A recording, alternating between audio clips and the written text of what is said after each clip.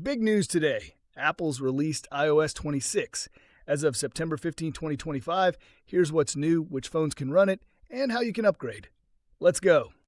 If your iPhone is an iPhone 11 or newer, or an iPhone SE second generation or later, you can install iOS 26. But if you have an iPhone XR, XS, or XS Max, you won't be getting this update. So what's new in iOS 26? First, a major redesign Apple calls Liquid Glass. More transparency, smoother animations, and refreshed UI elements.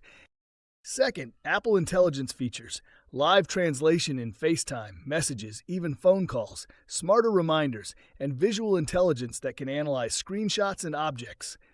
Third, new battery and power improvements, including adaptive power mode to extend your battery life. There are also updates for health, better call features, and spam filtering. Keep in mind, some features only work on newer devices like the iPhone 15 Pro or later. Want to try it out? 1. Back up your iPhone with iCloud or a computer. 2. Go to Settings, General, and then Software Update. 3. If iOS 26 is available, tap Download and Install. 4. Make sure your iPhone is charged or plugged in during the update. And 5. Some features may ask for permissions or require newer hardware. And that's the scoop on iOS 26. If your phone's compatible, it's a solid upgrade, especially for the visual refresh and smart features. Want a walkthrough of the coolest feature or a before and after comparison?